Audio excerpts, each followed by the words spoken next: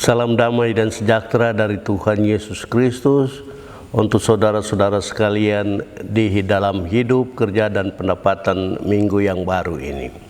Saudara-saudara, sebelum kita ada dalam kegiatan mingguan, mari kita berdoa. Bapa di surga, kami bersyukur Tuhan menepati janji-Mu, menyertai kami sepanjang masa, menyertai kami dalam setiap kegiatan-kegiatan kami.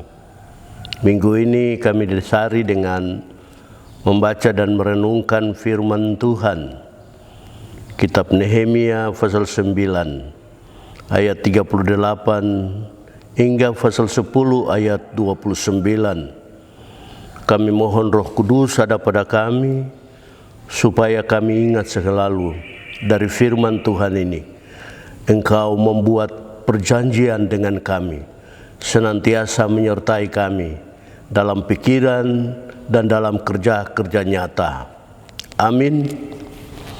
Saudara-saudara, firman Tuhan yang dapat kita baca, renungkan, dan laksanakan di minggu yang baru ini terdapat di dalam kitab Nehemia pasal 9 ayat 38 hingga pasal 10 ayat 29 dengan tema persepuluhan adalah kesehatian dalam penata layanan di gereja.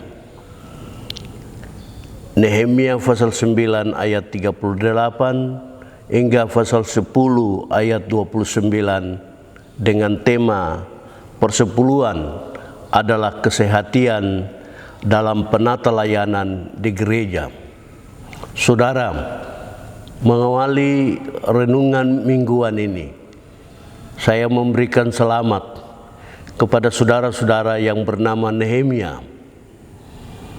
Tapi apakah waktu itu ketika saudara diberi nama Nehemia, saudara menyadari arti nama itu? Oke, minggu ini kita belajar sekali lagi secara baru bahwa Nehemia bagi orang Yehuda adalah mereka menyebut Adonai itu besar, Tuhan itu besar.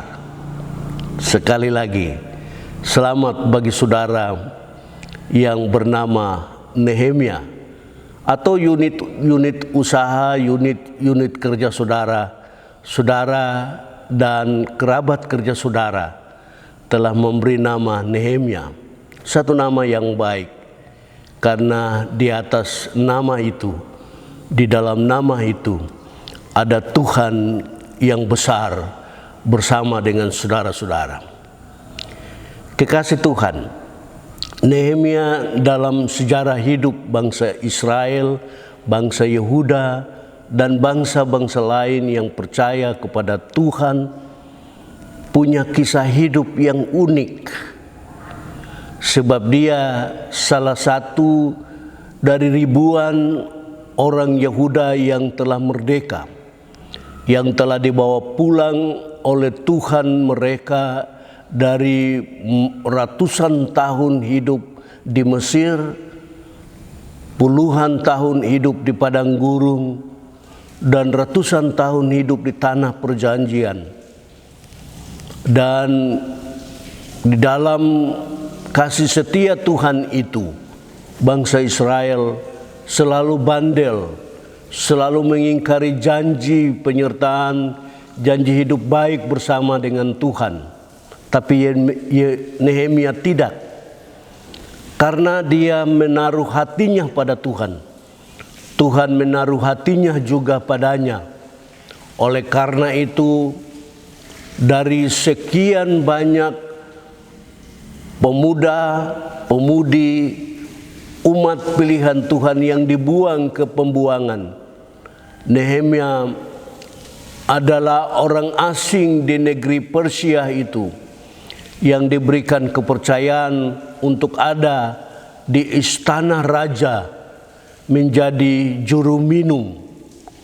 Satu jabatan, satu tugas yang memang paling besar karena hidup matinya raja, hidup matinya seisi istana ada di Nehemia. Tetapi ia tidak punya hati yang terpaut di dalam kemewahan, kesenangan, dan kehebatan di istana. Sebaliknya hatinya ada pada Tuhan, hatinya ada pada Yahweh, hatinya ada pada Adonai.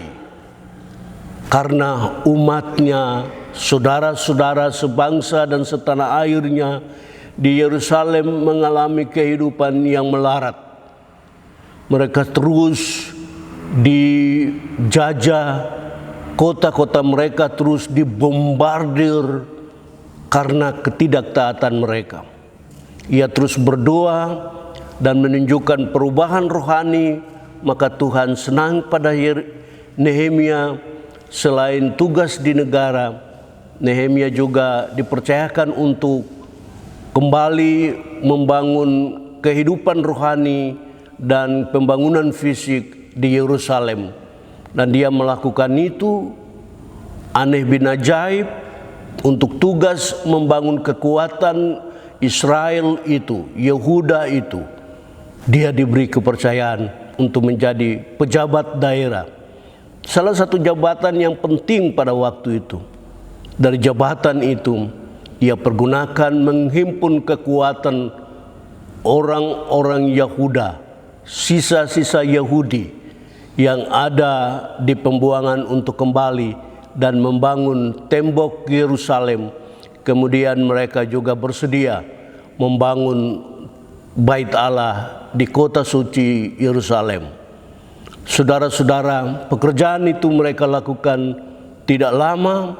Dengan semangat perubahan rohani, pembangunan rohani, mereka berdoa, mereka mendengar Taurat, mereka menyanyi memuji Tuhan berjam-jam.